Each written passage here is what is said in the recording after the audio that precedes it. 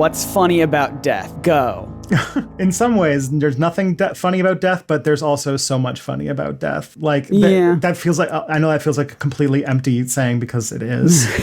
I guess like the topic of this episode is dealing with the fact that our species just went through a few years of a lot of people dying. That's true. And this is just the anti-energy to start a podcast on. But like, there's been such strange absurdities that have come out of the last few years. Yeah. That there's a sort of very sad and sadistic humor out of that sort of you need to find or else you go insane. So I feel like we're going to talk a lot about death and, I don't know, deadly diseases and things. I did Google the best jokes about death. Oh my goodness. Okay. Just to try and keep things light, you know? So I want to throw a couple of those out there, you know, just to make sure we're not on some downer energy right out of the gate. I'll maybe come in a little bit through the episode, hit you with some zingers, just to keep everyone on their toes. Here's the first one. A will is a dead giveaway. That's a good one. That's a pun. It's a pun. I love that. Yeah. Hey, guess what Mozart's doing right now?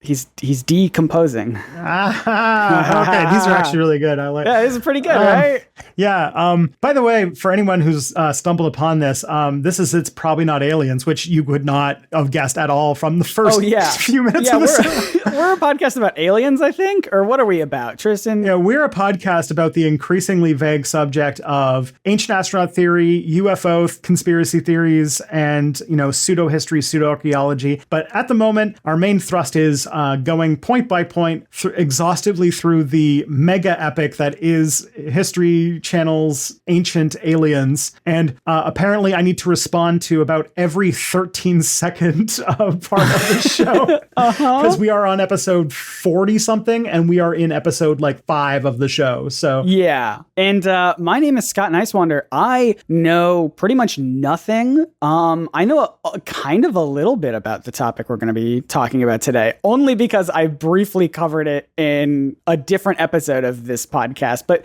I'm really just the person here who's here to learn and to throw around some really good jokes like this one. Being a funeral director is a dying profession. They're getting worse as time goes on. Your reaction is telling me everything. So I gotta keep the energy up. I like it. My name is Tristan Johnson, and I am going to be your plague doctor in this. Although plague doctors weren't really a thing in this plague. That's always a misnomer. But the plague doctor with the beak mask, I think, was actually a 15th century or another plague that happened later. Different plague. We're riddled with them. But especially back then. But today we are, as you can probably have picked up through this, talking about the Black Death, which I did not anticipate was going to be a subject on this podcast about ancient aliens, but apparently here we are. How does it tie in? What do they talk about it? This is going to be the shortest amount of episode I respond to with the most amount of content ever, because they just say something and then drop it. It never comes back again. And then when I Google it, I look it up and it is one book by one guy. And then I'm like, oh, interesting. But there was so many interesting things that were packed into this claim that I'm like, okay, I have an episode's worth of stuff about this 5 sentences that they put together for this show. Well, it sounds exciting. It sounds like we are not going to be bored to death. We're not, because it's not boring. It's exciting. We're not going to be bored to death. I understood you. Okay. Yeah. I didn't know if there was lag or anything on this end. It's it's kind of awkward with the online calls because you never know. Okay. Yeah. Okay. And then but my microphone was fine. You heard it. Yeah. Okay. I just want to make sure, because you didn't laugh at all. Is what I didn't know. Well, I'm saving it up. Okay. That's fine. That's fine. Walk me through it. What's this? What's happening here? All right. So basically, Ancient Aliens goes and makes the claim. Now there's kind of 2 parts to this. The other one I'm saving for our Halloween special. But basically there's this book by a guy named William Bramley who does a bunch of supernatural weird claims about stuff. But apparently the only book I can find is this one book that is just a bunch of wacky ideas he has about history and the universe. But he finds an eyewitness account from the Black Death that talks about people seeing comets with strange flashing lights and a fog or a miasma, a cloud kind of descending from the heavens over. and that over towns where the plague was going to show up. And all of that happened. And so like these were all things that foretold the Black Death. And they're like, hey, lights in the sky, fog coming from the sky, disease. Yeah, spooky, maybe mysterious. Yeah, maybe the Black Death was alien biowarfare. Okay, alien biowarfare. Now, I do want to point out that Ancient Aliens has already given us another explanation for this exact illness, this exact disease, which is that the Ark of the Covenant. Remember when I did that episode with you? Does this theory that you're about to talk about also involve Arks of the Covenant? Are there lots of them? There are no arcs involved in this one. So it's just different things. But yeah, it feels like in a weird way. So I think I've talked about this in a previous episode. I think I talked about it in the David Icke two-parter. But it was a bit about a very famous conspiracy theory that's sort of in vogue, or at least was in vogue maybe like a few years ago. And it's still in vogue for, I would probably say, some of the less mentally well parts of the conspiracy theory world, which is the idea of chemtrails, which is the idea that they think that the government is poisoning us with the condensation cloud that comes out the back of airplanes. Yeah. This is like, there's a few conspiracy theories like that one. There's some that are like about like gang stalking and stuff like that I highly suspect are the products of somebody who's suffering from paranoid schizophrenia that I don't like stepping into too much. Sure, and chemtrails sort of fits into that one. Makes sense. But yeah, so basically that's the whole claim. Like there's like that was this that's is the entire claim. Ancient Aliens is just like, okay, there's this source where they talk about comets showing up in the sky before the Black Death and a cloud descending upon where it happened. And so aliens did Black Death. Aliens how do Black Death? How do they do it? It's clouds of illness, I suppose, and that's aliens. So there you go. That's it. That's what they say. So that's what we're going into today. And I have like a little bit of like I want to talk about the what could be the reasoning behind the source and explain that, and then explain that we don't have to worry about ancient aliens as the target of biowarfare because we have a pretty solid clue as to what caused the Black Death. So all right, there's some cool archaeology in how we did that. So all right. Well, I want to dive into it, but I found a different website for jokes. And I think this one was written I think this website was made in the 1950s somehow. So here's the joke. It says, what's the difference between dead people and married people? Dead people are free. Oh my. Because the joke there is that I hate my wife or something, you know? Yeah, which was basically all funny. Humor was, basically until and then it's basically what all boomer stand-up comedy was, I think. I believe so. Then there was followed by millennial stand-up comedy, which is where you talk about how much you love your wife and then find out that that person is cheating on their wife with 13 from House. So not great either way. So let's talk about death more. Death, yeah. So there's two things that I talked about. One is seeing a comet in the sky before the Black Death. And the other one is the fog. And this speaks to two ideas about how people work. The first one's probably not super surprising, which is that many people in the past have believed in seeing signs and portents of things to come. And so things like shooting stars and meteors and those kinds of things that they were seeing were considered like omens of either something really good or really bad happening. This has happened throughout history, almost universally across the world. It's just like a thing, like if we see a thing in the sky that is weird and different, we tend to want to associate it with something happening on Earth, usually a sign that the gods are happy or not happy. We just recently did a video about sundogs, which are all about exactly this sort of thing where it's like, I don't know, I'm seeing this thing, what could it mean? It could be good or bad depending on how I interpret it. Maybe it's telling me exactly what I want to hear. It kind of reminds me that I believe it was the first the first couple episodes of season 2 of Game of Thrones, or the first, like kind of like a theme throughout the chapter of the second book, that they kind of make a joke about this. Maybe the second or third book anyway. But basically there is this big red meteor meteor in the sky for like a few days right at the beginning of a war. And in the book, it kind of goes POV through all of the different people who are trying to all go to war for the same kingdom, like for the same throne. And all of them are interpreting the meteor to be a sign that is like, oh, you're supposed to be on the throne. Like everyone's interpreting it their own way. Like there's one guy who worships like a sun god or like a fire god. And it's like the meteor is red like fire, which means that they want you to be on the throne. And then the other person's like, it's red like our house colors. That means that you should be the one. And it's like it's perfect. And that perfectly encapsulates like the way that people would have interpreted things like that. Yeah. And so in the past, especially in like places like medieval Europe, things like this, like things like, shooting stars, meteors, comets, all those kinds of things would be treated this with the same amount of seriousness that, say, like a doctor would consult like an X-ray to try and diagnose what's going on, or like this is kind of collectively like part of astrology, right? And before today, where we know what stars and meteors are, this was like a very serious profession that people were very like consulted about what could be what it could portend. So it's a big thing, but it turns out, much like all astrology, again, it's not Pride Month anymore, so I can make this. Like all astrology, is that if you go looking for connections based on random phenomenon that happen in space, you're going to find them because there's little signs everywhere that could fulfill whatever prophecy you want to have retroactively. This star alignment says I need to eat more soup. Sir, that's the Little Dipper? I don't think that's what it's trying to tell you. That one says I need to get more soup. That's the Big Dipper. That's the big one. That's the Big Dipper. I want the big spoon. Yeah. So statisticians call this phenomenon chasing noise, which is that if you look at a group of random things, because randomness isn't spaced out like we think it is, randomness is actually kind of clumpy. And if you look at something that is truly random, you're going to find weird correlations. And because we have this strange little goop inside of our skulls that likes to find patterns in everything, we like to find faces on toast and in clouds and in stars.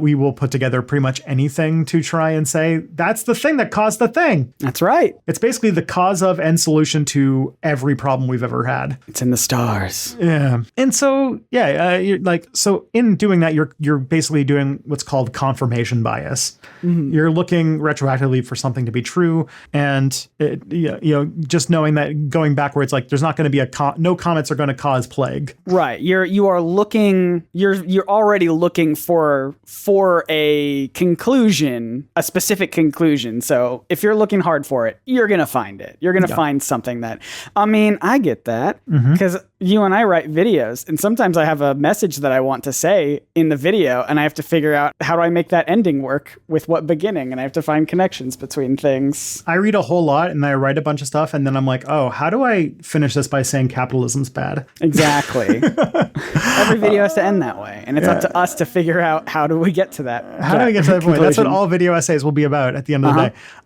Anyways, so like this is a common thing, and I don't know if I really need to debunk signs and portents for people. I feel like we've got that, but you could imagine that in the pre-scientific age of medieval Europe, where there really wasn't a scientific method, or at least not in Europe at that point. It hadn't gotten out of the Middle East yet, but this kind of stuff happened a lot. Yeah. So that's the other thing. The other one is that it's very interesting. They talked about a mist or a cloud. I'm interested in this one. Yeah. So this speaks a lot to a very interesting thing, which is that back then they had a completely different concept of what caused disease than what we do today. So this is what we're going to talk about. And this is called miasma theory. So essentially for a whole bunch of European history until shockingly recently, people thought that diseases were caused by bad air. That was their excuse. That's actually, and sometimes there's still some words today that have roots in this kind of thinking that sticks out, like malaria, for example. Malair. I see. Malaria. Yeah, exactly. So Bramley, in his writing, takes the bad air in like a horror movie sense and like says it's like a foul mist raining down on people. But he's also like that taking a very literal interpretation of what I found out was a twice translated and paraphrased expression. Which, but like the thing is, if he had maybe been, since this is the thing that happens in Ancient Aliens all the time, if William Branley had been, instead of just being some dude, had been maybe a medievalist. Yeah, someone who is specialized in the research of this specific time and place. Yeah. He might have known about that's just how medieval people thought of disease. For example, like people thought, like basically in that day, they thought that things like cholera, chlamydia, the Black Death were caused by miasma, which is the Greek word for pollution, basically, or the ancient Greek word for pollution. And the thought is that these epidemics were caused by miasma, which came out of basically rotting matter. So like, okay, this is why, like, for example, there was a time where people didn't want to have their homes near graveyards because they thought that the rotting bodies were causing miasma to rise out of the ground and make people sick. They took one look at one of the burial plots and they said, that's the last thing I need. Get it? Because it's the last thing you would... Did you get that off a website? I did, Tristan. I got it off a website. You got me. But and for another example is when we kind of were talking about that plague doctor mask. The quintessential plague doctor with the beak, right? Because it's stuffed with things that smell good. Yeah, is that how stuff it is? with like potpourri type stuff, which is designed to get the bad smell out so that you don't get the disease that you are treating. It's like the version of like a surgical mask, right? Yeah, they got to do more. Why don't they have? They got to keep that around. Like do the surgical masks, but then also have them scented. Maybe that could be good. Do doctors like scented that? N95s? That would be pretty fun. Yeah, would doctors like that? I don't know. Let's ask them. A surgeon be like, "Do you want like?" So it makes me think that like hospitals are very much into like the scent-free thing. But that's true. It probably helps them. It probably helps them know when things are up if something doesn't smell neutral. Yeah. It's kind of like when I remember asking I asked a surgeon kind of over drinks at some point if they play music while they're doing surgery, because sometimes surgeries can be like 12, 13, 14 hours. Yeah. And they said sometimes if it's extraordinarily routine, but basically they have to be ready to turn it off at any second because all of surgery is focused around being ready to just like shit can go down at any second and you have to be ready at all times. Oh yeah. I've seen Grey's Anatomy. I have not. This stuff happens. It goes wrong. It goes south real quick. People just die left and right on that show. I don't know how that hospital's still open. Do you know what I also learned about today that I think is very fun that also fits into the fact that there's a new Thor movie and you're a Marvel movie aficionado? I've not seen it yet, but yeah. There is actually such thing as a surgical hammer. That is like a big freaking surgical, like it's not even like a small, like a little like ball hammer. Yeah, like Google it. Yeah, it's like I think there's actually one called a Mjolnir. Oh no. Oh, this looks, I don't like how clinical it looks. It looks like creepier because it's like yeah, Mjolnir surgical hammer, which I think is used in certain types of knee surgery. I mean, it makes sense. Oh my God. Yeah. Why did they design it to look like Mjolnir? Branding, I guess. Oh my God. At least that's the images that I'm seeing literally look like Thor's hammer from a Marvel movie. I don't know if you're seeing the same thing. Yeah, it's Mjolnir surgical hammer. That is so wild to me. Yeah, and if you ever, I don't know, like depending upon, how disgusting you want to get, if you ever see this being used in surgery, it's absolutely wild because they're giving it. They're smacking it. Yeah. Because they gotta be. I think they're doing it. It's for some, I do not know what kind of surgery it's used for. It's gotta be like bone surgery, right? It's something to do with, I think it's something to do with like knee surgery. Yeah. There's a certain type of like knee replacement or something like that like you need to use the hammer for. Yeah, this is wild to me. So that's the other thing. So basically the idea is that back on the thing that they believe that these like fogs and bad, like the smell of like rotten decay caused people to die.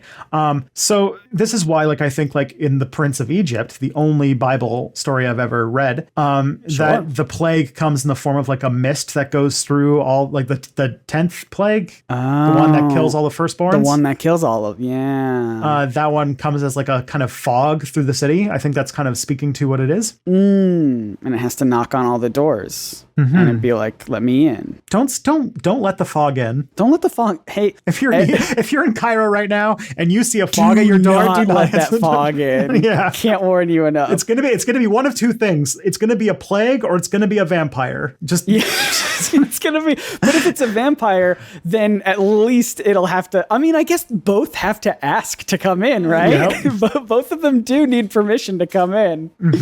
So there you go.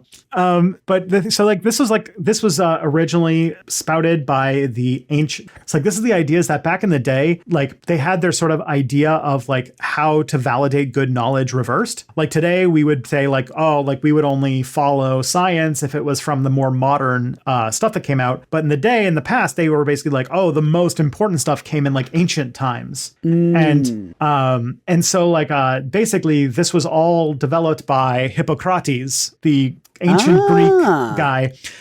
In like the 4th century BC. And from there, it spread all over the place because... well, don't use that language. Don't use the language of something spreading all over the place. Like a pandemic, it spread all over the place. But like Europeans read a lot of Hippocrates. A lot of also the Roman physician Galen also comes up a lot. Okay. But also the thing is that there were another group of people who were way more into Greek philosophy than Europeans, and that was the Arab world. And so Hippocrates and the Hippocratic sort of medicine got really big in the Middle East. And the Middle East was like, like the Islamic world was like a really like well-connected part. So this made its way to China and made its way to India and all this kind of stuff.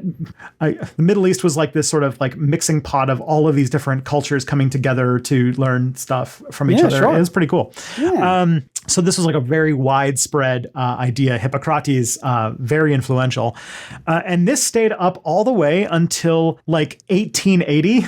And there's even some people I found out in like the sort of hyper politicized COVID times we lived in, where there were people who went as far as no longer believing in viruses because of how against doing something about the pandemic they were. Oh my God. But basically after 1880 was when we started realizing that diseases were not caused by bad air, but they were actually caused by little organisms.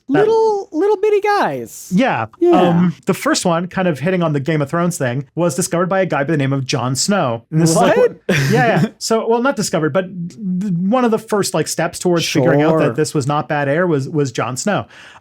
So Jon Snow was a London physician scientist who was trying to study specifically these cholera and typhoid epidemics that were coming out because they were believing that it was caused by bad air that was spreading around these neighborhoods. But he was convinced that it was water. And so in 1854, there was a cholera epidemic, and Snow was trying to study where it was coming from. And he found that citizens of Soho, neighborhood in London, had a high mortality rate the closer they were to one specific water pump that was on Broad Street. And when Jon Snow was able to convince the city, the local government, to remove the handle on that pump, there was a decrease in the cases of cholera that happened in the area. I bet because his theory was so different than what was accepted, people were probably saying, you know nothing, Jon Snow. Is that the line? I've not seen Game of Thrones. You know nothing, Jon Snow. It's one of the better lines. Snow. Yeah. Well, there you go. Yeah. But basically this was like this is like a cool like sign that like in the late 1800s, we were getting to like some more like modern scientific studies of things, because he did statistics to actually see that like people who got their, like where people got their water from in like relation to upstream, downstream,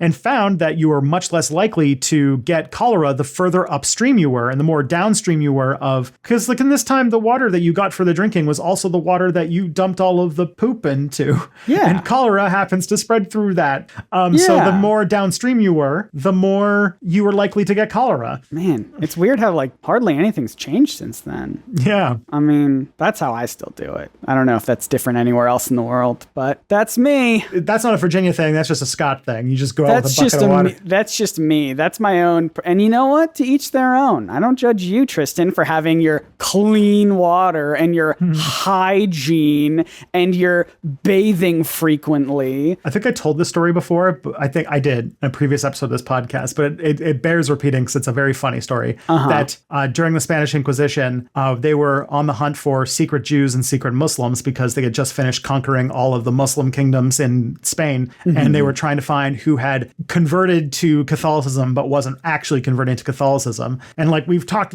there's a lot of like very commonplace history about them trying to find all the secret Jews.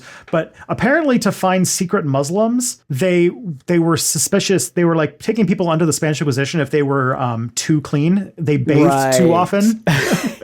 Because Muslims have a ritual. They ritually bathe before they pray. And so they're like, oh, this person's too clean. Too clean. Not smelly enough. Yeah. So we had very different ideas about hygiene back then, obviously. But basically that showed that contaminated water, not air, was the source of the epidemics. He took it before he wrote a paper for the British Medical Journal and brought it before a review committee. But the review committee concluded that his findings were not significant enough to warrant any change, and they dismissed them. Oh, okay. Huh. Yeah.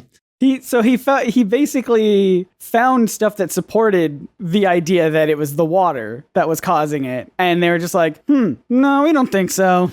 Nah, that doesn't sound right. Yeah, it doesn't. So that didn't go anywhere. And and for another decade, this didn't go anywhere. And it wasn't until 1860 where some new experiments started happening down in France by a guy by the name of Louis Pasteur. I've heard of this guy. Yeah, and he discovered a bunch of interesting things.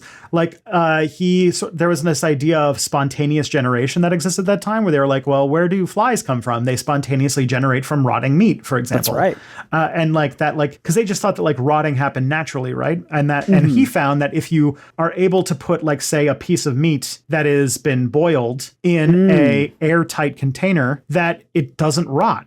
And he like did a bunch of experiments that basically started to show that it's not the bad air that's causing this. It's not the air. It's these things. And so he was actually able to find that specifically puerperal fever and a pyogenic vibrio. Basically, he was able to find sort of these pathologies to find that there are actually microorganisms that were in the blood that were causing disease, which, if you think about it, is a humongous discovery that we did not know until the 1860s. That's like it's discovering an entire other gigantic chunk of life and and just the planet that we live on, like most of life. Yeah, by most weight. of life. Yeah, and like not knowing it's there and being like, hey, it's always been here and we're swimming in it, baby. It's where literally all disease comes from. Yeah. So there's that, and also he recommended using boric acid to sterilize things for the first time ever. And this is interesting because I actually wrote a paper on this because this is while the Civil War was happening. And there was this whole like debate because like there were people during the war that were like, oh, we don't need to sterilize anything, that's fine. And then there was something like, hey, we should probably put carbonic acid on our tools because that might reduce infections. And there were like these hygiene societies and things like that. These women-led hygiene societies that actually probably saved a whole lot of lives because people went from like just hacking off limbs constantly with the same saw to like washing things between things. Yeah, washing seems to work. Yeah, it's so funny. I know I keep sounding like I only watch like two shows. Grey's Anatomy and Scooby-Doo? Well, that too. And Outlander is what we're watching currently. And there's there's a lot of it. It's literally about like a nurse from the mid 1900s going back in time to the 1700s. And like there's just a lot of stuff that she's teaching everybody about like sterilization and like germs. And they're like, what are germs? I don't know what that is. And it's like, never mind. It's hard to explain. Just, just wash things with alcohol before you do anything. Yeah. And it's just funny to see how much of it just keeps cropping up. Yeah, and the thing is, like, I would do the same thing, except that the TV show we're watching right now is Better Call Saul, and there's fewer connections between that and Ancient Aliens. Oh, when are we going to get to some legal alien theories? When are we going to get Legal Eagle come on to talk about... Let's bring Legal Eagle on to talk about alien law. I imagine the thing is, he would do it too. He's like the nicest guy on the planet. And I do think actually that there is a UN subcommittee that did put together first contact protocols. Oh, That they actually have done that. So that would actually be kind of like a fun all one-off. right. We got to get him on. To about like the UN's plan for what to do in case we find alien life. Like there actually is like a procedure, and that'd be interesting to talk over. That would be interesting to talk about. But the thing is, and so in case you're curious, this is what pasteurization is. Yeah. So where the term comes from. That's why, that's what they do to your milk before you drink it, unless you're a weird libertarian who wants to get listeria. Unless you're a raw milk drinker. Unless you're a weird libertarian who wants to get listeria, your milk has been pasteurized. And for good reason. For good reason. And this is why this is why when you can meat and stuff like that, you boil it first. This is pasteurization. All right. Disease. Yeah. I feel like I'm like these are like very basic things that everyone knows today, but in the 19th century, this was all novel new science. Yeah. I mean, and currently it's stuff that people are trying to be like, oh, I don't know about that. Like, I don't need to wear a mask just because there's tiny particles that will make you sick in the air. So, all right. So just to sort of recap where we are, right? So this idea of the Black Death being from aliens because people saw stuff in the sky. That could just be, signs and just anything happening in the sky that people are like, oh,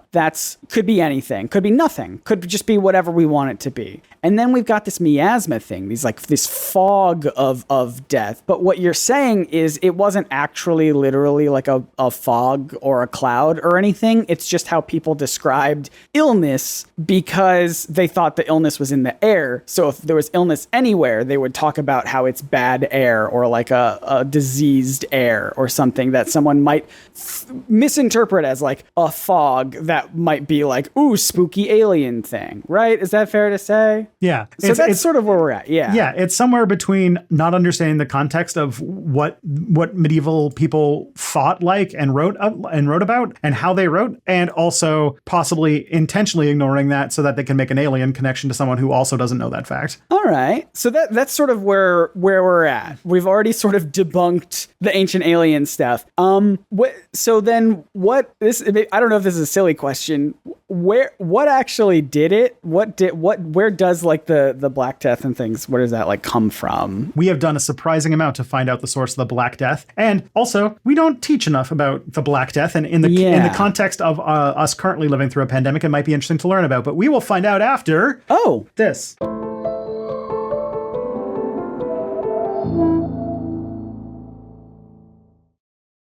All right, I got to hit you with a joke. All right. Okay. I've been doing these jokes and, middling success here and there. So I thought I'd hit you with like an early early 2000s anti-joke instead, if that's okay. Sure. So this is one I found. Why can't a T-Rex clap? Why can't a T-Rex clap? Because it's dead. Yes. Excellent. It's dead. And that's the last joke I'm gonna do. No, I legitimately love anti-jokes. So yeah, they're like one of my favorite genre of jokes. So yes, excellent. So yeah, like the Black Death is a thing that we have probably all heard. It's the prime step back history material because this is the number one thing I try to look for, which is this a thing people have heard of but not about? That's the main thing I try to go for. And the Black Death I feel like is high on that. I don't think anybody here is like, Black Death, what's that? Right. We know what it is, but I think you're right in that we're not, I mean, at least me, I wasn't taught a lot about like its origins, what really is it? I mean, I learned about the plague and whatnot, but like, yeah, I don't really know too much beyond just like surface level stuff. Yeah, and it is genuinely fascinating because not only is it possibly the beginning of the end of the Middle Ages in some ways, but also it was a major event for human history, and also is increasingly in sort of our more developed history field, might be also a very significant part of our ecological climate history. And we'll kind of get into that, but in a good way or bad way? I mean, in a way, it is In a like, way. nature doesn't particularly care how hot or cold it gets. That's fair. I do. I'm very sensitive to temperature changes. This is true. I have some bad news for the next few decades for you. Well, I mean, as long as it doesn't get any hotter, then I think I can survive. Yeah, in Virginia. Yeah. So the main thing that kind of debunks Bramley's entire thing about the Black Death is that we actually have done a lot of science and research and found out exactly what caused the Black Death. Oh, okay. Which is, it's actually and this is where the thing that I was talking about with plague, because plague there's like plague in like a biblical sense, which is sort of like a thing inflicted from God. But plague is also sort of the name of this disease. Mm-hmm. But the other name is called Bacillus. Bacillus. Okay. Yeah. The other one you might have heard is it's a bacteria called Yersinia pestis. Yeah. So basically, Yersinia pestis infections can happen, and when you have a Yersinia pestis infection, you have the plague. And then there are Yersinia pestis sounds like a D tier like Harry Potter character. You know? Yeah, it does. Oh, I'm going to the ball with Yersinia pestis.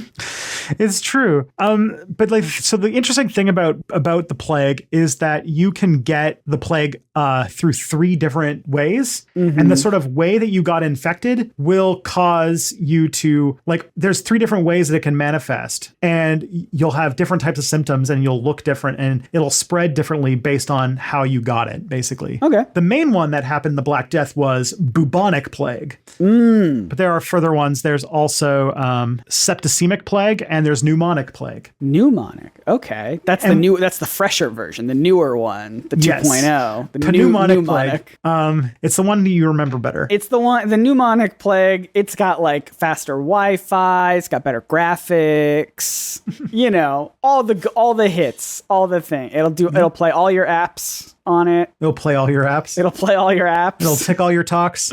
Sure. But yeah, the idea is that the plague spread in different ways. And there's a lot of people who actually think that the pneumonic plague is how it actually spread to a lot of Central and Northern Europe. Oh, okay. But basically the way that it works is that septicemic plague is when it gets into the blood. And the main vector that this gets spread, the main vector that spreads plague is animals. I don't know, okay. So the plague essentially, this is, I think, pretty much common knowledge. It comes from fleas, primarily. Comes from fleas. All right. Fleas on vermin like rats and gerbils and stuff like that came over on ships. And basically the flea bites you, spreads the bacteria, and you get plague and you die. Don't like it. Yeah. And so septicemia plague is probably the one that is it comes into your blood and it affects you gets you from the flea bites.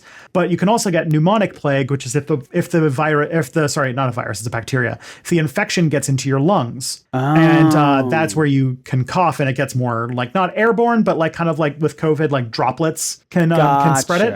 And that's probably how it spread, because the animals didn't really get as far north, so it's probably likely the pneumonic plague, people spreading it through coughing and stuff like that. So pneumonic is sort of pneumonia, sort of similar stems there. I think it comes from the Greek, or it's the Greek or I think it's the Greek word for lungs. Well, this is the bad air that people were talking about. This is bad air. This is some badass air. Yeah. It's why pneumatic systems are using compressed air. Oh, yeah, that makes sense too. Look at us. Yeah, we're learning. Etymology. Etymology. And the other one that's probably more commonly known as bubonic plague, which is that if you get infected, when infected with plague, it can spread to your lymph nodes. Yes.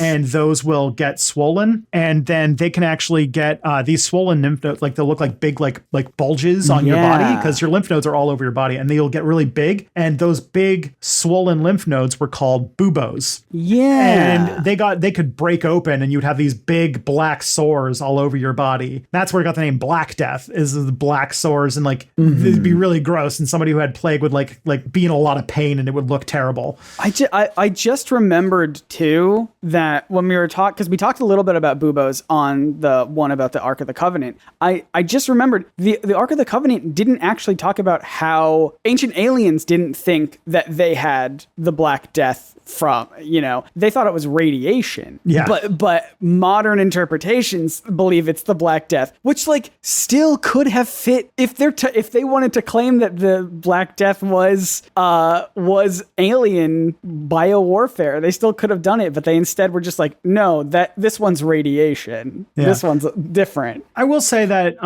that buboes, they weren't super great at categorizing these kinds of things back then. So people who had diseases that caused big sores could sometimes be miscategorized as buboes. So they weren't specifically buboes in the bubonic plague sense. I'm going to be saying bubo a lot. And I remember that there was one summer where I was working for a professor who studied medical history in early, kind of medieval Spain. Okay. And I had to basically go through the Spanish archive and study every single instance of the word bubo through several centuries of text. Did it desensitize you to the word bubo? Yeah. And it was also all in ye old Castilian, ye old Espanol. So it was all in. Gotcha. Not only Spanish, but Spanish before they unified all of the different Spanish languages into today's. So it was very different. And also it was all in handwriting from the Middle Ages. Lots of fun. Anyways, if you find yourself sick with bubonic plague, about 1 to 7 days after you get exposed to the bacteria, you're going to start to describe the also elusive flu-like symptom, which includes things like fevers, headaches. You might throw up. You might get those swollen or painful lymph nodes, probably closest to where the bacteria entered your skin. They might break open. There might also be what's called acral necrosis, which basically would be a dark discoloration of your skin. All not things you should Google. And you know what? You basically just should never Google necrosis in any name, shape, or form. It's never going to be good. I felt like you were pausing there to see if I would do it. Yeah, I know you. I'm trying to be better, but I'll do it. YouTuber reacts. YouTuber reacts. Let's get a live feed reaction to. Oh God. Yeah. Okay. Oh my God. Yeah. Don't Google it. Okay. That was much worse than I was expecting. Yeah, so you could imagine a disease that spreads very fast and people looking like that and then dying sometimes within a day of starting to show symptoms. I don't ever get queasy at images, but that did it for me. Oh, that was not good. So the story of the Black Death begins very far away. Actually, it begins in Asia, probably in a region that would be modern day Kyrgyzstan or Mongolia. Okay. There's basically some climate change going on in Asia that was resulting in the grasslands in Central Asia starting to dry out. And that led to a lot of rodents leaving the area. And this bacteria, Yersinia pestis, lives primarily among ground rodents, things like marmots and stuff like that. Okay. And so as they started to leave Central Asia, they started to move to different regions say Kurdistan, which is sort of the area that straddles Turkey, Iraq, Iran, and Syria. Places like Western, in Western Asia, the Middle East, basically.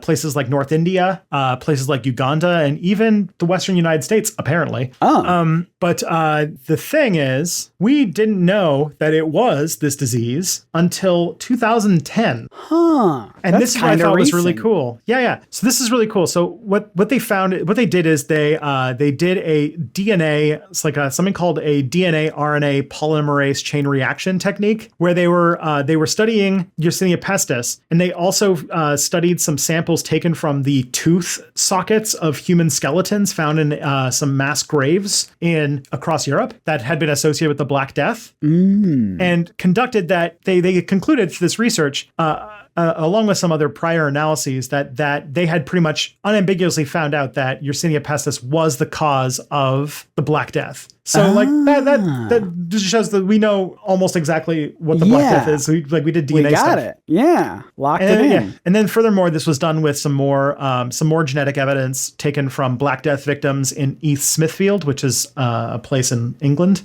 So this is very much confirmed. Anyways, back to where it spread from these regions to basically all across Afro-Eurasia. See, when we talk about the Black Death, we typically talk about Europe, but it spread all over the old world. From the years 1346 to 1353, it is to this date still the most fatal pandemic in recorded human history.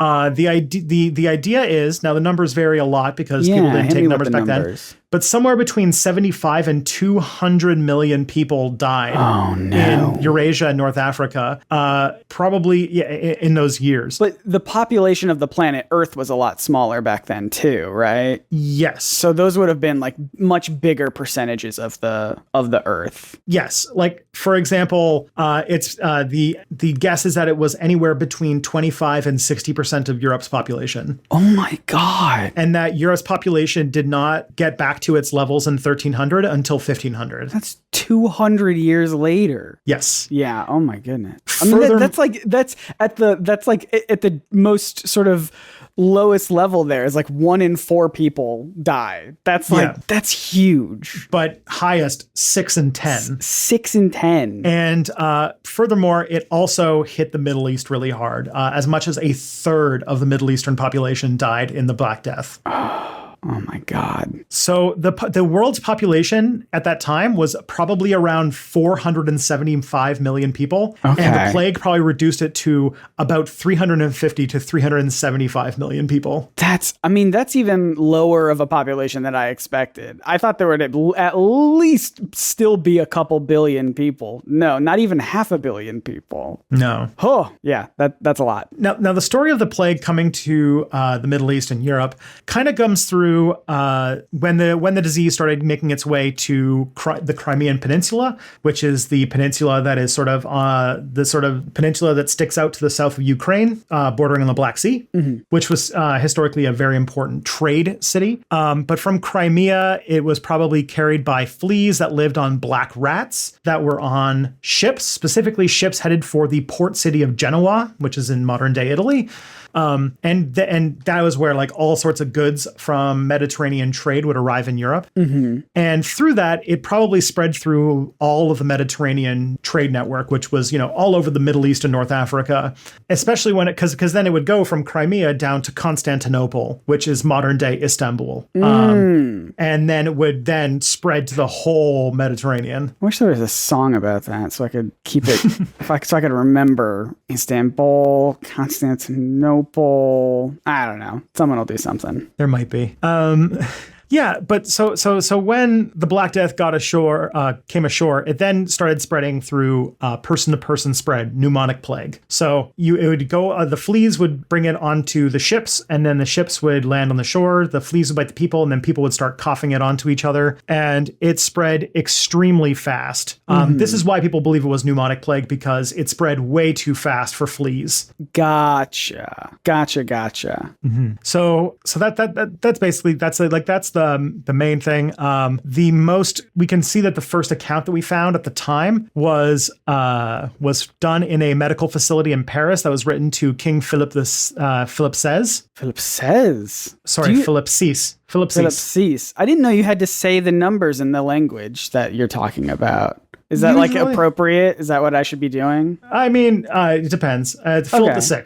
Yeah. Philip VI, the King of France at the time. I like Philip. Let's do Philip VI. That sounds fun. According to that medical professional, it was because of heavens, and that 3 planets had a conjunction in 1345 that caused a great pestilence in the air, hence the meteor and all that kind of stuff. Oh, right. The meteor, the bad air, blamed the heavens just means like space, right? They weren't like blaming God, right? Yeah, they were. Well, there was, so at that time you can imagine that a very like a pre-scientific, extremely Christian society getting this was pretty convinced that this was the wrath of God and the end times and all that kind of stuff. Gotcha. Especially because I believe that Christians have an entire horseman of pestilence, so that's true. They're pretty much ready that disease is going to be one of the signs of the end times. So yeah.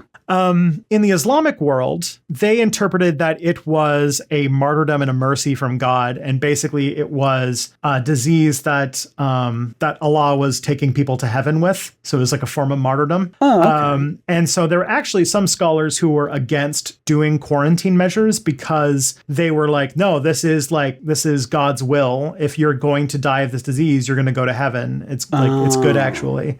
So you can see that these people are in every plague. Every plague has these guys. Yeah, let it happen. If you're gonna die, you're gonna die. Mm-hmm. Now, here's the other reason it spread so fast is that these places were extremely, extremely dirty. Less so the Middle East. The Middle East was a little bit more sanitary, but Europe was disgusting.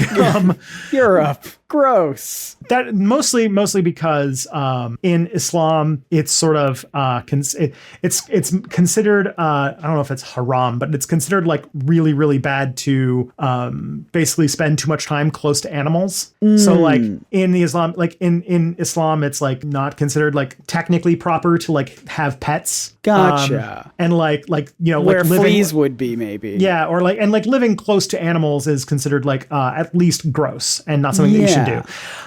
But in Europe, there was animals everywhere. And not only that, but they just like, you know, the idea was about how to handle, say, a city before sewers was that every house was individually responsible for just cleaning up whatever literal human excrement was an animal excrement, just whatever excrement was in front of your house. So you were, it's kind of like, you know, streets. I know you don't live in a place where you really get snow, but like, you know how like if you have a house, you're responsible for shoveling your sidewalk in front of your house. This one is like the same idea, but you're shoveling something else. Yeah. So like literally cities in like France and Italy were just literally just caked in human waste. To the point where actually, I found this is a fun fact, in medieval Europe, there were actually several streets inspired by how dirty they were. There's a lot of streets that were named after the French word for shit, which is merde. So there's like Rue Melde, Rue Meldelet, Rue Meldoson, Rue de Meldon, and Rue de Meldière. One of these streets, having one street is too many. You listed like 6 of them. I got a better one, and this one's going to make you die. Okay. Rue de Pipi.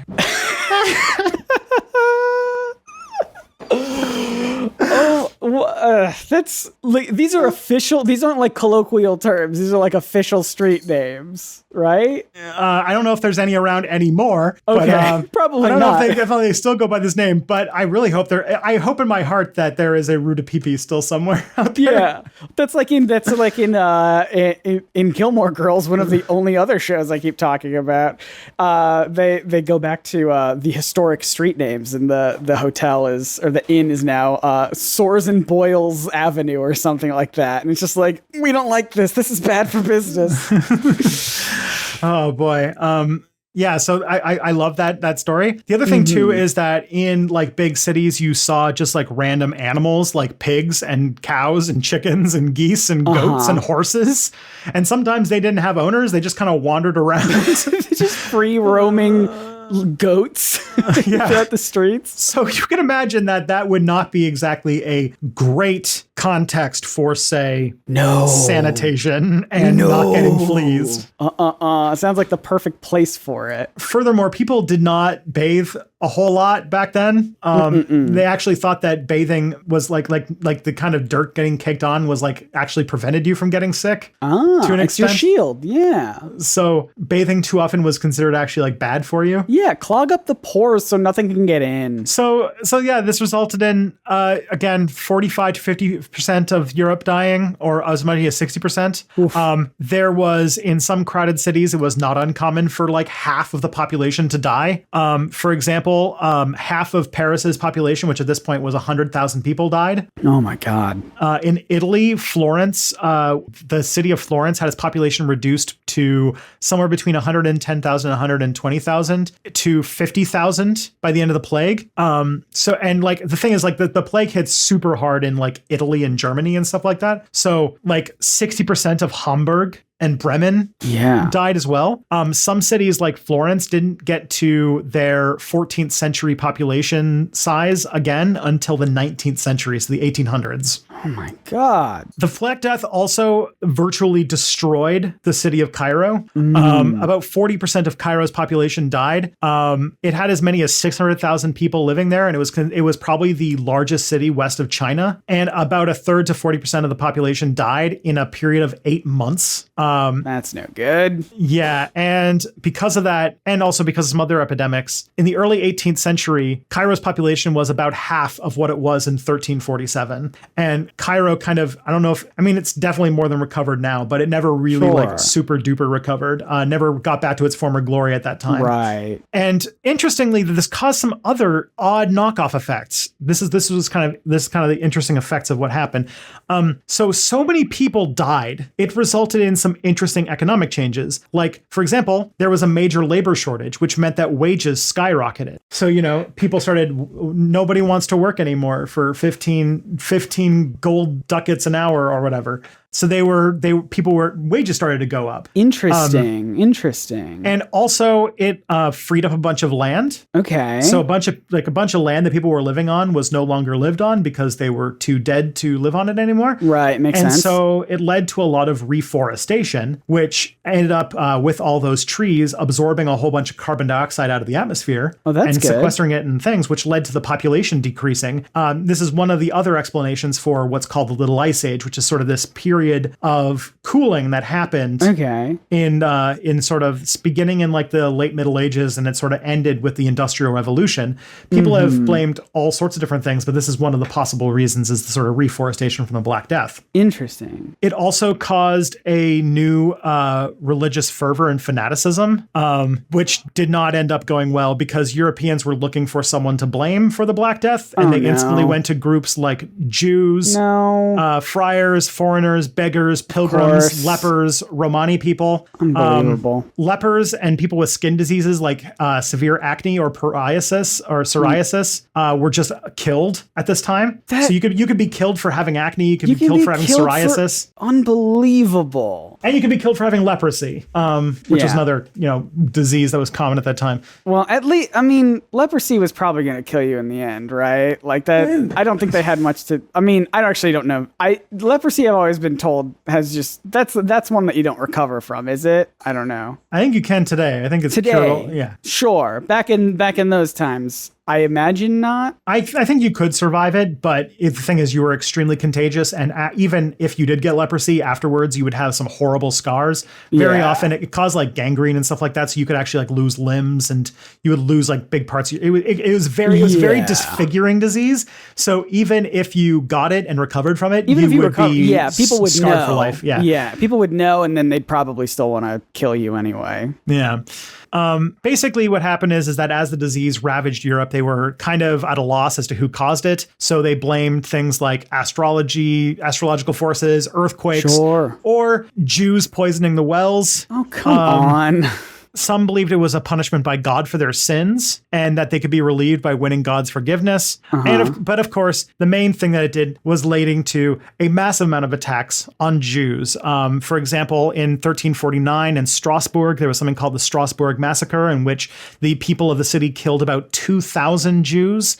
In 1349, the Jewish communities of Mainz and Cologne were virtually annihilated.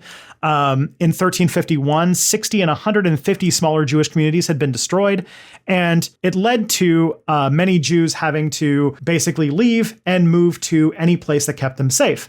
Now, here's an interesting story, is that there is one country in Europe that decided to accept the Jews and take them in with open arms, and that was King Casimir of Poland.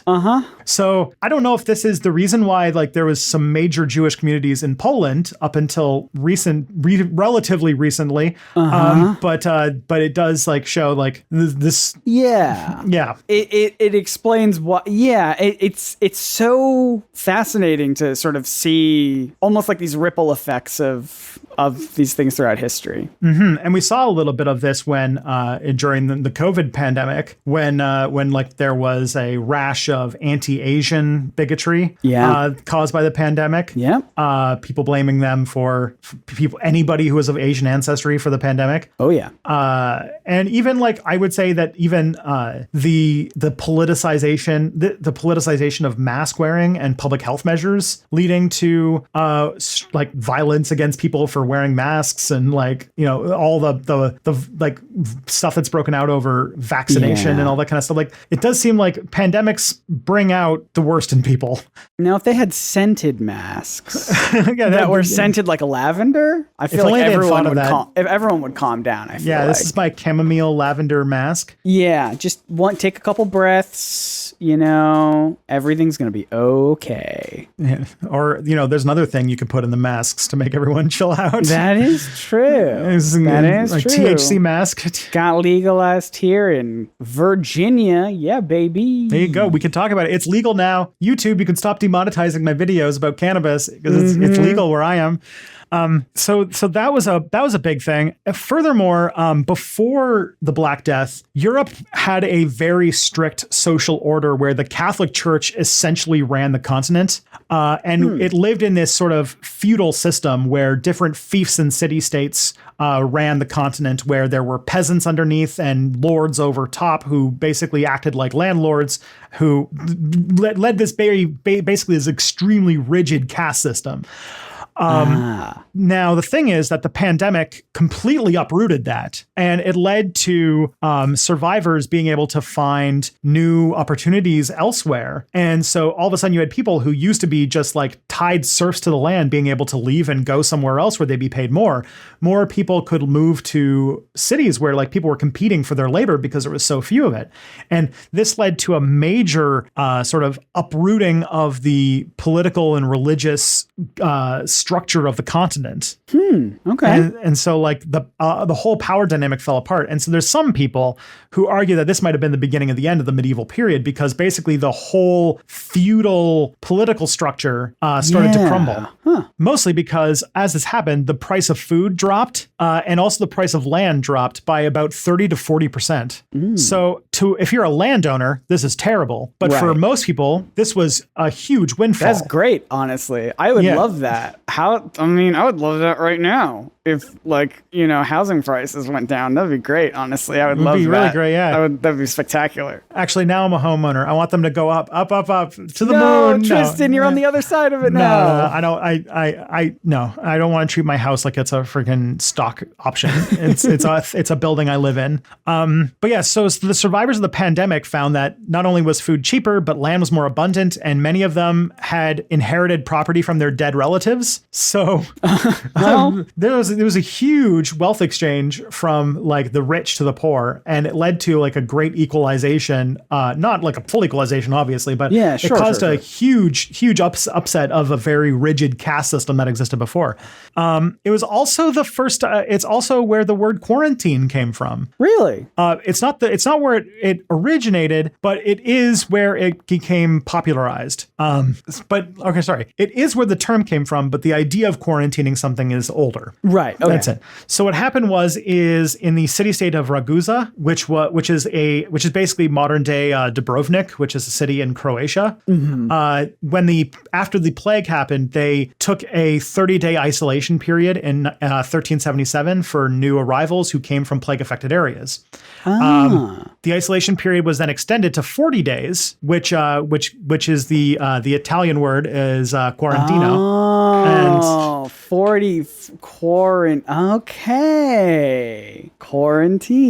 That makes sense. Look we're doing more etymology. That's like my favorite thing we do on this podcast is etymology. Yeah, it's fun. It's fun. It's like because we are examining thought fossils. That's exactly right.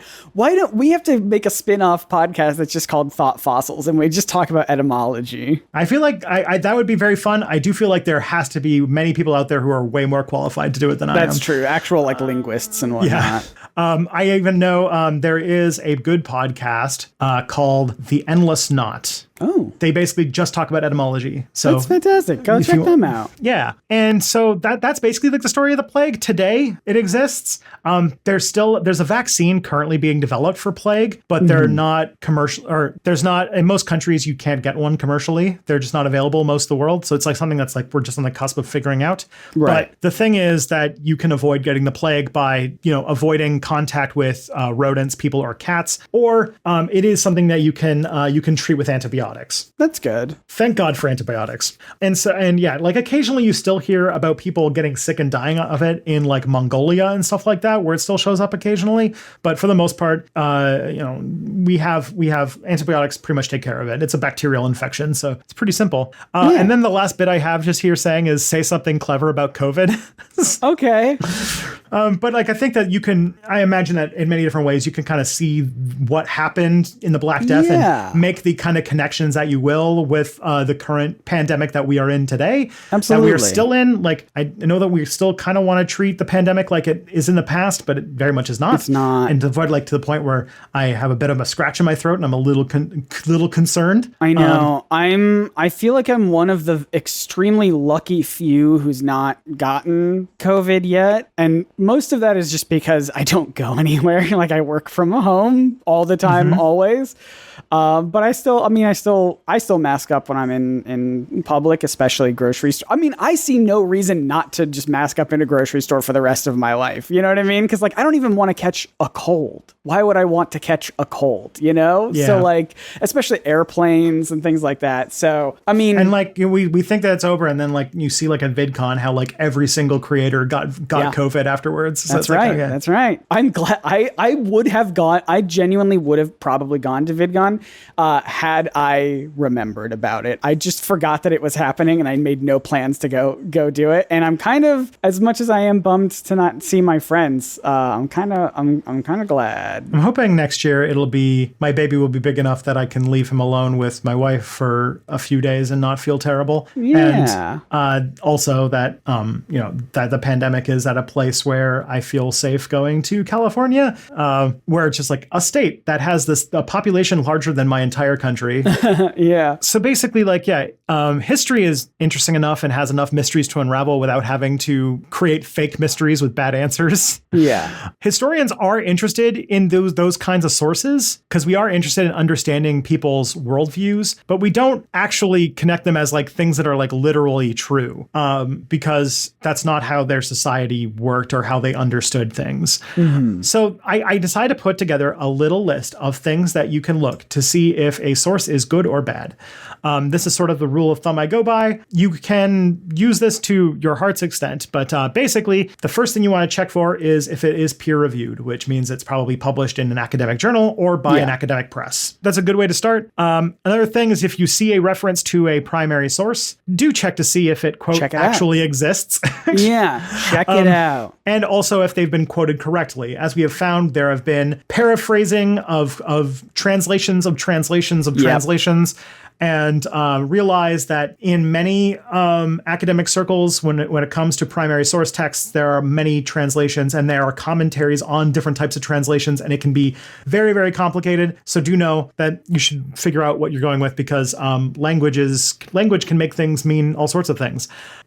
Scholars will never say, trust us, we've got footnotes. We rely on a network of other scholars who know the same sources, can confirm that we've used them adequately, and would hold us accountable if we misused or misquoted the data. So like historians have their reputations to uphold based on the quality of their sources. So they tend to like to show them off. There you go. Cranks don't do that. They typically misquote or make up sources, and certainly don't put up for peer review. So basically, don't be fooled by pseudo scholarship that sounds academic just because it kind of masks its conventions. You have to do, if something seems sus, investigate. Yeah. And because even if you unintentionally fall for some of this pseudo scholarship, you could be making a grave mistake. Do you see what I said? Sorry, you're still there, Tristan? Yeah. Okay, yeah. I said grave mistake. Yeah, there it is.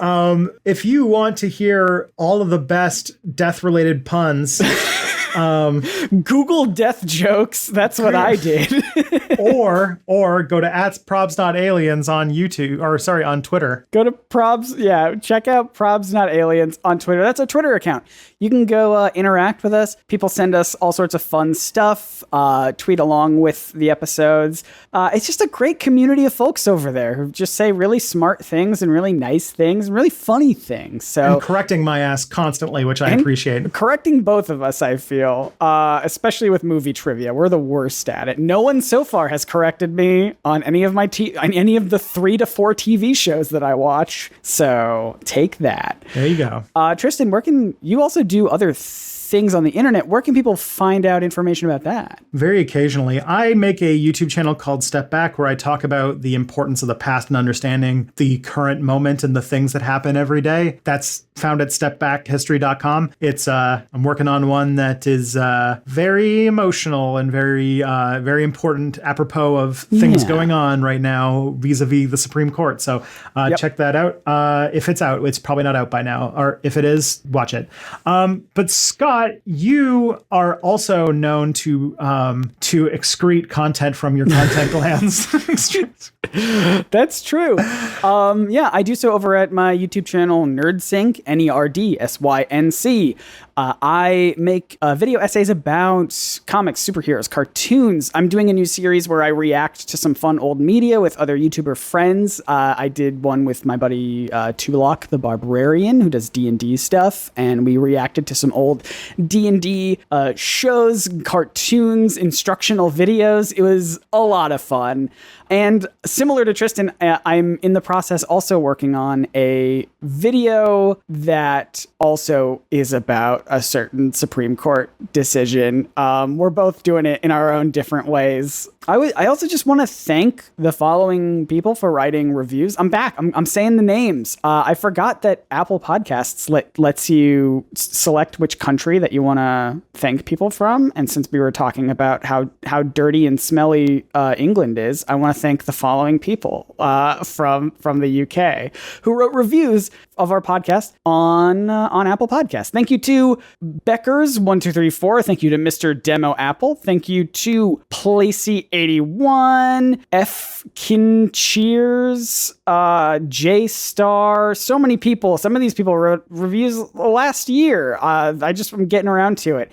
We're close to like 200 reviews on Apple Podcasts. Whoa. So please keep them coming. I'm going to start saying names on the podcast again. I think that's very fun. What else can people do, Tristan? Oh boy. Well, the main thing that you can do to spread this podcast is to tell your friends. Podcasts primarily grow through word of mouth. So put word in. I've made that joke before. So mouth word. This podcast to people. Put your thought fossils in people's brains and tell them why you like this podcast. I'm hoping that more episodes like this one, where we get out of the crankery and we get into Black Death stuff, is fun. So hopefully everyone's having a good time. And if you're having a good time, spread that good time to a new person. Put it on a USB key. Throw it at people in the street. That's right. But distanced apart. That's why you have to throw it, right? Yep. You can't just hand it to them. You're distant from each other. And you 10 points if you can throw it at someone's laptop and it goes in. It goes in. That's a what's that YouTube channel that does all the things of people doing like one shot takes of Dude Perfect. It's like a Dude Perfect challenge of like throwing a USB directly into a computer. That would be fun. Anyway, imagine you get it perfect, but you got it upside down. Brutal. And load that USB drive with the website. Download the website, probsnotaliens.com. Load it up on the USB and throw it at people. Probsnotaliens.com. It's got links to everything you can listen, everywhere you can listen to this show. So until next time, my friends. Yeah. The truth is out there. Oh. Probably also do not touch Steve Rogers. Do not touch him. We've been thinking about this for a couple of weeks now. Do not touch Steve Rogers. But this time it's because you might give him germs. Yeah. He's fragile in every way. He's fragile in every way.